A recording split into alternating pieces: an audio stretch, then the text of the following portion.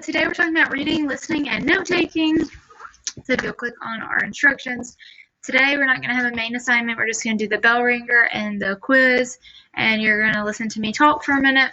So our objectives are posted as always, and then you can go and see what our bell ringer is, and it says, imagine you are going to a deserted island where millions of dollars have been buried. You must choose to bring either a shovel or a treasure map showing the location of the treasure. Which item would you choose and why? Would you rather know where the treasure is with no way to dig it up and you have to figure that out?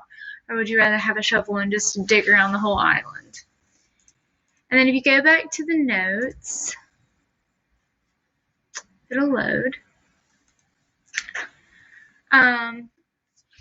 So on the bell ringer, if you chose the shovel, then you'd have to dig around randomly around the island, hoping to come across the treasure. And if you chose the map, digging might be harder, but the treasure would be found. Oftentimes, people take notes like the person with the shovel. They take stabs at recording information, hoping that they will write down the important ideas.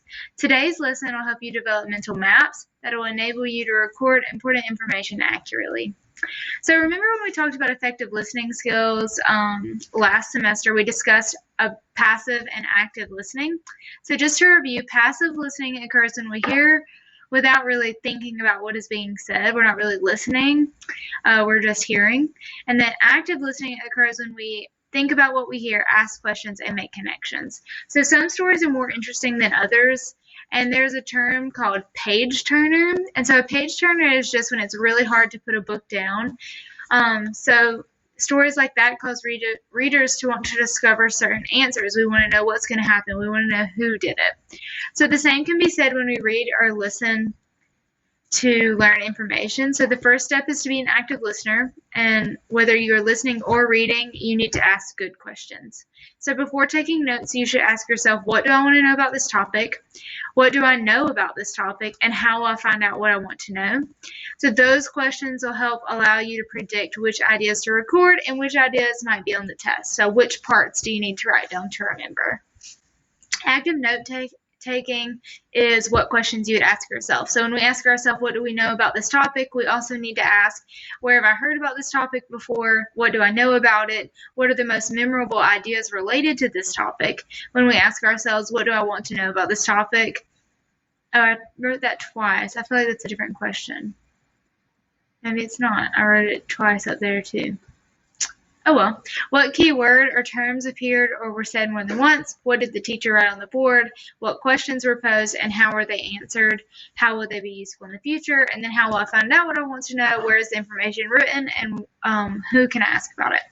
Active listeners ensure that they have all the information they want to know by asking themselves questions, reviewing their notes, and doing research in order to obtain information that is missing. Developing a system for organizing their notes and to review notes after reading or listening to information. So once you've asked the important questions, you're ready to start taking notes. When taking notes, less is more. It's best to write down only important information and to be as brief as possible. The questions you ask yourself before you begin taking notes will determine which information is important. So key points are active learning is more effective than passive learning. Asking questions is the first step to effective note-taking, and the questions that students ask will help determine which information is important. Then you have a quiz, which I think is 3 questions, and those questions are, as an active learner, what question can you ask yourself to help you get focused? We just talked about that. How do you choose which information to take notes on? We just talked about that. And in what ways are the strategies for taking effective notes on a book and taking notes on a lecture similar, and how are they different? And we talked about that. So if you have any questions, let me know. I hope you're happy and healthy, and I hope to see you soon.